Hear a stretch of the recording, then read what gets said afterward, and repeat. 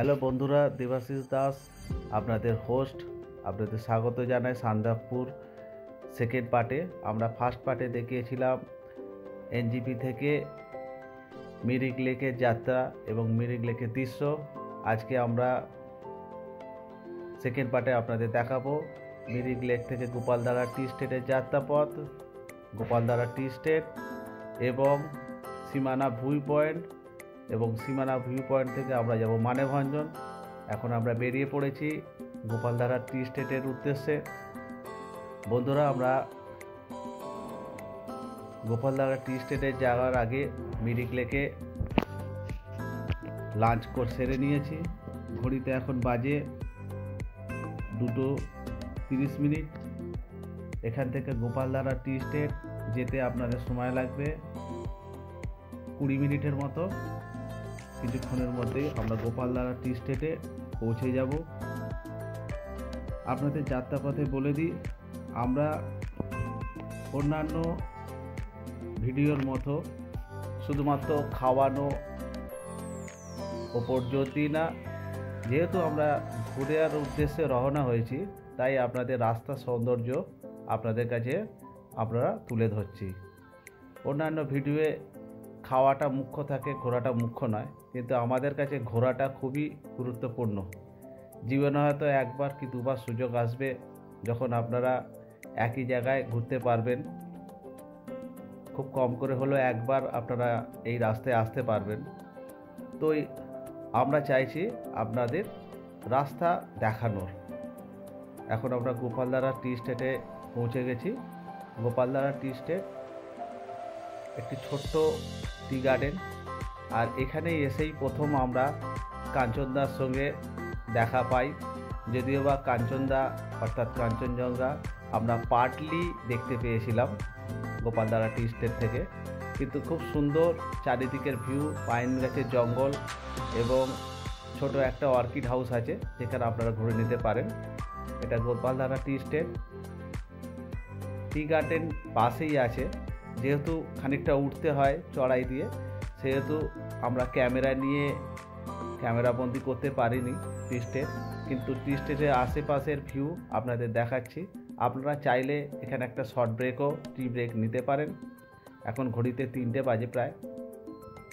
আমরা গোপালধারা টি স্টেটে এসে এখানের ভিউ আপনাদের দেখাচ্ছি।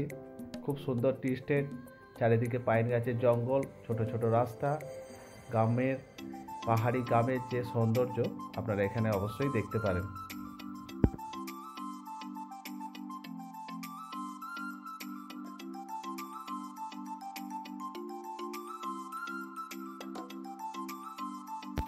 এরপরে যে ভিউ পয়েন্ট, তার নাম হচ্ছে সীমানা ভিউ পয়েন্ট। এখানে এসে আমরা কাঞ্চনজঙ্ঘার পূর্ণ দর্শন পাই। আমরা যখন গেছিলাম তখন আকাশে নির্মেঘ ছিল। অবশ্যই কাঞ্চনজঙ্ঘার উপরে কিছু মেঘ ছিল, কিন্তু আস্তে আস্তে ধীরে ধীরে কাঞ্চনজঙ্ঘা আমাদের কাছে নিজের ছবি তুলে ধরে এবং আমরা কাঞ্চনজঙ্ঘার পূর্ণ দৃশ্য দেখতে পাই। যদিও বা সীমানা ভিউ পয়েন্ট থেকে আমরা ওই যে দূরে একটি পাহাড় দেখতে পাচ্ছি, ওটা টুমলিং, যেখান থেকে সান্দাকপুর যাওয়ার রাস্তায় আপনার পড়বে। টুমলিং আপনাদের দেখাচ্ছি। অদ্ভুত একটি পাহাড় যেখানে ঘাস আছে, কোনো গাছ নেই। আর সীমানা ভিউ পয়েন্টে আপনারা বেশ খানিকক্ষণ কাটিয়ে নেবেন, কারণ কাঞ্চনজঙ্ঘার দৃশ্য এরপর আমরা যখন মানেভঞ্জ যাব আর দেখতে পাওয়া যাবে না, মানেভঞ্জে গিয়ে দেখতে পাওয়া যাবে। রাস্তার পাশে ভিউ পয়েন্টটি, এখানে প্রচুর লোক আসে, আগমন হয়। আপনারা যখন দার্জিলিংয়ের রাস্তায় যাবেন, যদি মিরিক লেক হয়ে যান, অবশ্যই সীমানা ভিউ পয়েন্টকে দেখাতে বলবেন। সীমানা ভিউ পয়েন্ট থেকে কাঞ্চনজঙ্ঘার খুব সুন্দর দৃশ্য দেখতে পাওয়া যায়। এবং শুধুমাত্র কাঞ্চনজঙ্ঘা নয়, আরও সুন্দর পাহাড়ে খুব সুন্দর দৃশ্য এখান থেকে দেখতে পাওয়া যায়। সীমানা ভিউ পয়েন্ট হয়ে আমরা মানেভঞ্জের উদ্দেশ্যে যাত্রা করব। গোপালধারা টি স্টেট থেকে সীমানা ভিউ পয়েন্ট আসতে সময় লেগেছিল 20 মিনিটের মতো। তো আমরা এখানে 10-15 মিনিটের বিরতি, অর্থাৎ ভিউ পয়েন্ট দেখব। আপনারা চাইলে খুব সুন্দর ভিউ পয়েন্টে ফটোশ্যুটও করতে পারেন। চারিদিকে পাইন গাছের জঙ্গলের মধ্যে দিয়ে রাস্তা গেছে এবং তার চারপাশে ভিউ পয়েন্ট। ভিউ পয়েন্টে কাঞ্চনজঙ্ঘার দৃশ্য আপনাকে মুগ্ধ করবে। অবশ্যই এখানে আপনারা কিছু সময় কাটিয়ে নেবেন।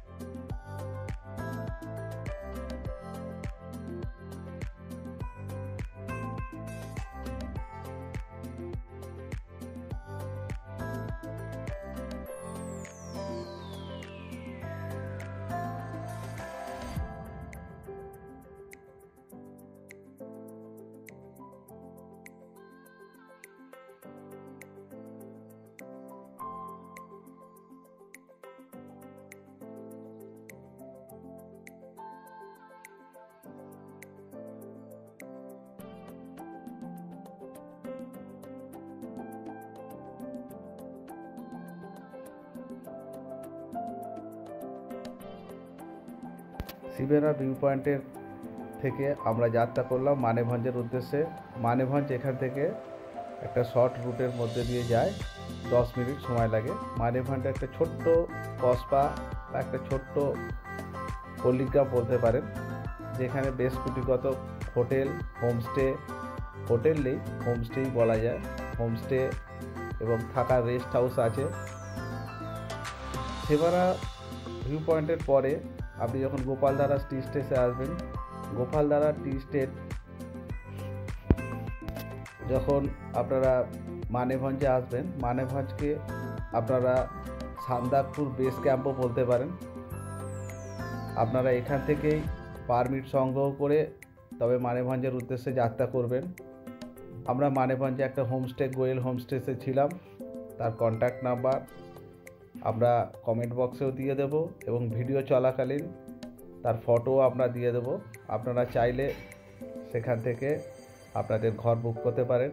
সামনেই দেখতে পাচ্ছেন ল্যান্ড রোভার দাঁড়িয়ে আছে। এটা হচ্ছে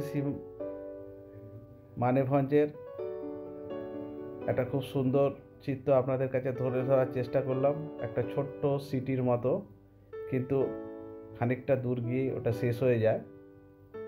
আচ্ছা বন্ধুরা, যেটা আমাদের বলার খুবই দরকারি, মানেভঞ্জ এসে আপনারা যখন সান্দাকফু ট্রেক করবেন অথবা আপনারা ল্যান্ড রোভার করে গাড়ি করে মানেভঞ্জ আপনারা যখন সান্দাকফুতে যাবেন, অবশ্যই যে কজন আপনারা আসছেন তাদের প্রত্যেকের 2 কপি করে আধার কার্ডের জেরক্স এবং অরিজিনাল আধার কার্ড নিয়ে আসবেন, কারণ প্রতি মুহূর্তে আধার কার্ড আপনাদের লাগবে। আধার কার্ড দেখেই আপনাদের উপরে উঠতে হবে। এটা হচ্ছে নেপাল এবং ভারতের একটা পয়েন্ট। আমরা নেপালের দিকে যেতে পারিনি, তাই রাস্তা দিয়ে আস্তে আস্তে আমরা হেঁটে চলেছি। মানেভঞ্জের যে ছোট্ট সিটি বলা ভুল হবে, বললাম পল্লীগ্রাম। সকালের খুব সুন্দর দৃশ্য আপনাদের কাছে ধরেছি। আচ্ছা, যে কথা বলছিলাম যে আপনারা মানেভঞ্জে যখন মানেভঞ্জ থেকে যখন সান্দাকফু যাবেন, অবশ্যই সবার 2 কপি করে আধার কার্ডের জেরক্স এবং অরিজিনাল আধার কার্ড রাখবেন। এবং খরচার কথাটাও বলে দিই, মানেভঞ্জে থেকে বিভিন্ন জায়গায় বিভিন্ন রকম করে গাড়ি যায়, টুমলিং যায় এবং গৈরি বাস যায় এবং আগে উপরে গিয়ে আপনার সান্দাকফুও যায়। তো তার জন্য গাড়ি ভাড়া বিভিন্ন রকমভাবে। তো আমরা এখান থেকে একটা ল্যান্ড রোভার ভাড়া করে গিয়েছিলাম সান্দাকফু। তার জন্য লেগেছিল সান্দাকফুর জন্য গাড়ি ভাড়া 5,000 টাকা এবং রাত্রিতে স্টে করার জন্য পার নাইট আপনাদের লাগবে 1,500 টাকা করে। আপনারা ভিডিওটা দেখতে থাকুন এবং খরচার ব্যাপারটাও মাথায় রেখে ট্যুরটা করতে পারবেন। এই হিসেবেই খরচাটা আপনাদের কাছে জানা খুবই জরুরি। তাহলে আমরা বললাম যে ল্যান্ড রোভারের জন্য লাগবে 5,500 টাকা। অবশ্যই 6 জনের বেশি হবে না।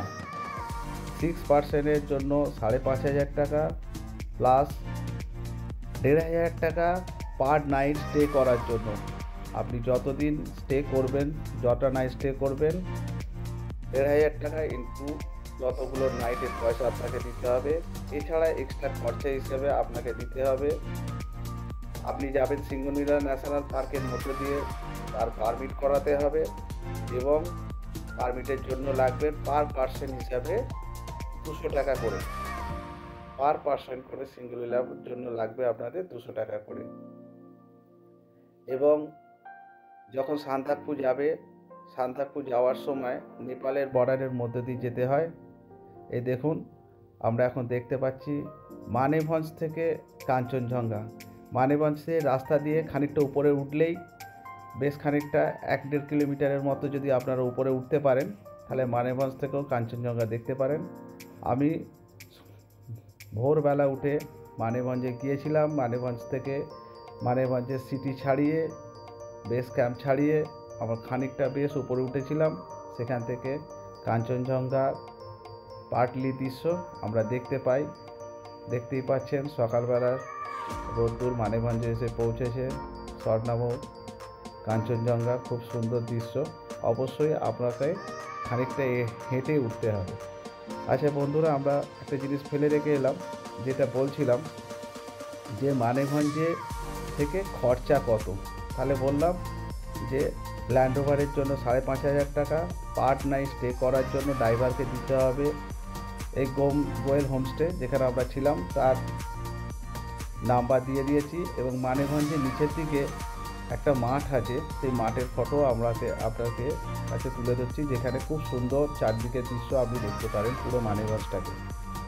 আচ্ছা, 5,500 টাকা লাগবে পার পার্সনের জন্য। এই পার ল্যান্ড রোভারের জন্য পার পার্সনের জন্য 1,500 টাকা করে পার নাইট স্টে।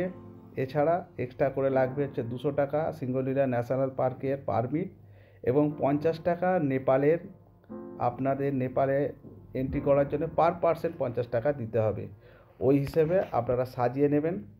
এছাড়া এই গোয়েল হোমস্টেরই উপরে সান্দাকফুতে এদের একটা হোমস্টে আছে, হোটেল আছে। চাইলে আপনারা কন্ট্যাক্ট করে এদের সঙ্গেই ব্যবস্থা করতে পারেন।